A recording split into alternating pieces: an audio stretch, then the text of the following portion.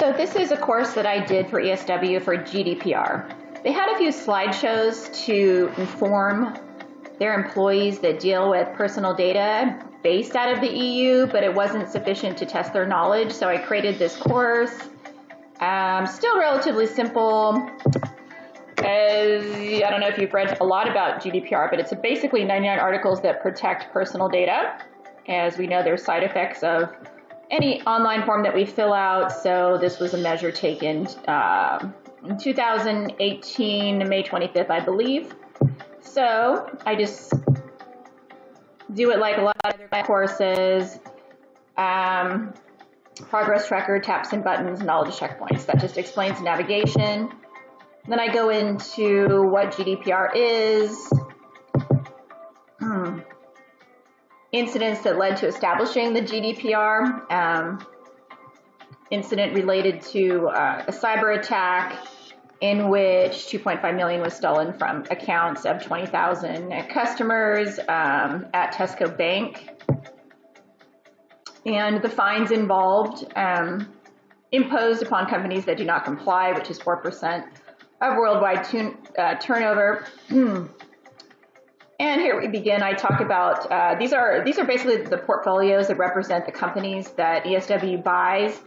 All of them have a lot of personal data, some more than others, but let's get started.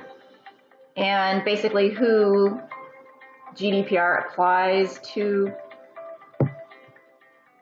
any data out of the EU, what counts as personal data,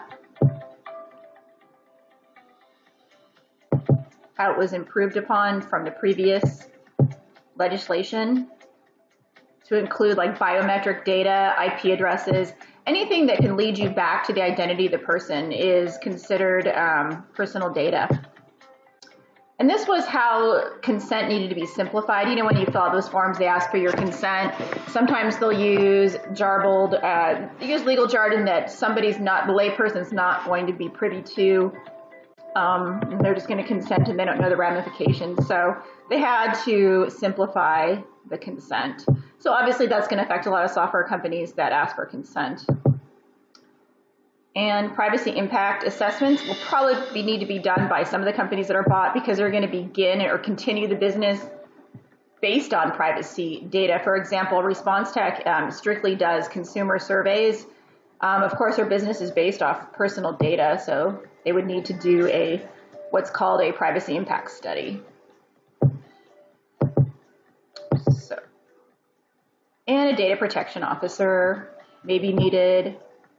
They do create 3 scenarios. It's outlined in one of the articles, Article 37, which indicates the processing of personal data by a public authority, regular and systematic monitoring of data subjects on a large-scale processing of special data, for example, biometric, genetic, geolocation. So that's definitely, that organization needs to appoint what's called a DPO, Data Protection Officer. Reporting a breach, constant monitoring is required. Talk a little bit about that. I do a lot of voice recordings here at the top. And give examples of common GDPR breaches, and then I do my summary. And then I have a little checkpoint, so the learner will not easily forget. You know they're paying attention. And then I delve into more key points about GDPR. Again, it does repeat, but it's what is personal data, just so I can better reinforce my point. Here's more details.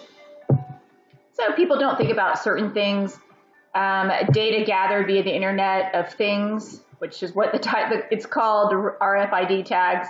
Data from so-called sensors, actuators, anything really is personal data.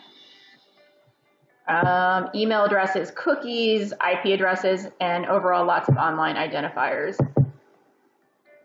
Definitions of consent to use personal data. Well, once the company gathers the data, they have to have a reason, and in the articles it appears to be 6 reasons why or how they can use this personal data. And processing it, basically, after consent is given. go more into detail about that. Like, I give an example. If I go to a German immigration office and I submit my documents to the immigration authorities, I can't just leave that office and have someone contact me to tell me about a promotional event or, some related event that whatever I went into that particular office needs to be in that particular category. And the duration of the personal data retained by the organization. And of course, how personal data is stored, that's a key point. Because this particular company called ESW does store a lot of personal data. So they've taken measures to protect that data. And how they not only need to encrypt the data itself, but any application that's mapped to that particular storage needs to be protected. And how it's enforced if ESW is not located in the EU. These are ways that Gdpr is enforced for all those organizations that do a lot of business with residents of the EU but are not located directly in the EU. And if I need to transfer EU data, how that's done with a cross-border data transfer, something known as an adequacy decision. And that's outlined in Articles 44 through 50. And I talked a little bit about the acquisitions because we have due diligence that's performed every time we buy a company. And I go into detail about that here. Or I give a link. And here, of course, another summary. I always reference email addresses where they can get more information. Right now I'm on the process management team room, so that would come directly to me. And I reference a guide for GDPR and a link to the 99 articles. And some wanted to know more details about the adequacy decisions for cross-border data transfers here. Since that is a part of the integration vice president's role, they need to get the data where it needs to go. So then, of course, I always like to put in a checkpoint.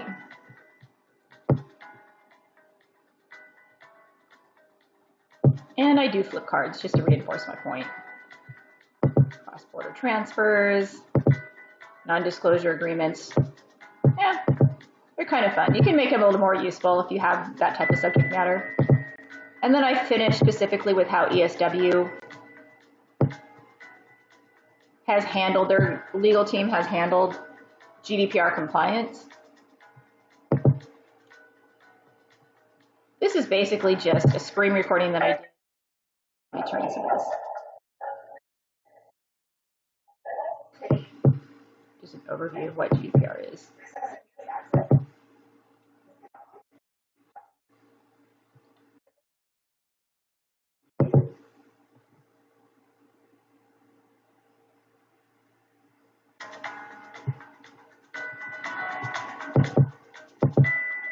And then we continue with what our IT engineers are doing to prepare for GDPR and how it's implemented. There's been a lot happening for that, actually. We've mapped each company to the measures, had to do a lot of analytical work, started preparing only in November of 2017, so you can imagine. And then I do my summary here. And GDPR implementation by product, we have an internal matrix here that shows each product line and how they've met GDPR. And a link to our ESW legal compliance team in our Confluence page and any resources that might be needed to better understand GDPR, because it's very important to this particular organization. Thank you.